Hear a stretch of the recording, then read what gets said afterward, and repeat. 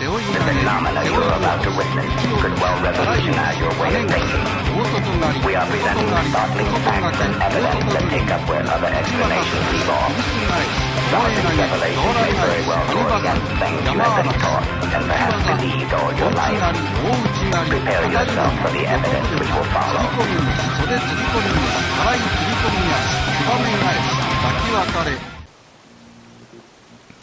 If you're like me, and I know I am, occasionally you fall into an existentialist funk, especially in the spring when the trees first bud, and the first traces of madness are in the air.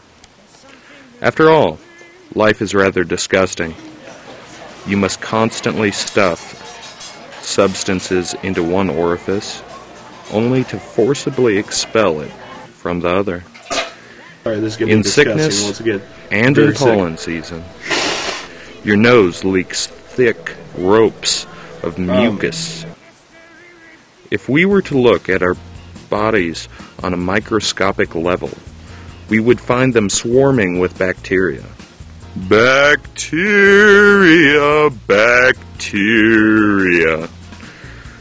Besides all the animalistic grossness, there's the inanity of working uninteresting jobs to ensure that you continue stuffing substances in your mouths to only forcibly expel them out your anus later.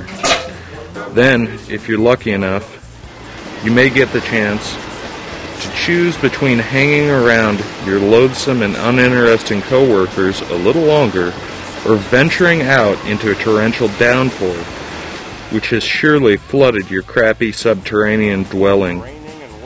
Despite all of our much touted technology, we are still at the mercy of meteorological chaos.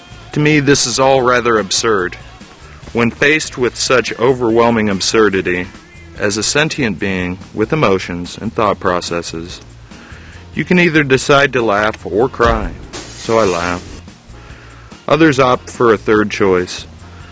They lie to themselves to deaden the pain, to give themselves hope, to feel good, and also just because they've been indoctrinated to believe in absurdities more absurd than reality. From the time they first began to speak, unfortunately, manipulative people have long used these gullible folks' beliefs to further their own ends and justify their own immorality. To each their own, I guess. If only they followed my sentiment and quit directing their marionettes to trample my parade. Can you really blame me for trying to snip a few of the ideological strings that bind them to the puppeteers at times? The concept of a soul is at the heart of the issue, and that is the crux of the debate between materialism and dualism, atheism and theism. The issue of gods is entirely irrelevant if an immortal soul does not exist. Animism is a tenacious enemy, and humanity's minds are structured in its direction, but it lacks any empirical evidence to support it, besides the rather pathetic experiments of a certain dog-murdering physician in the early years of the 20th century. Until better evidence is provided, I will continue to pace through the sickening routine of the work week to ensure that my family, my wife, and my dog remain fed. The latter I shall endeavor to keep away from dog-murdering born-again physicians.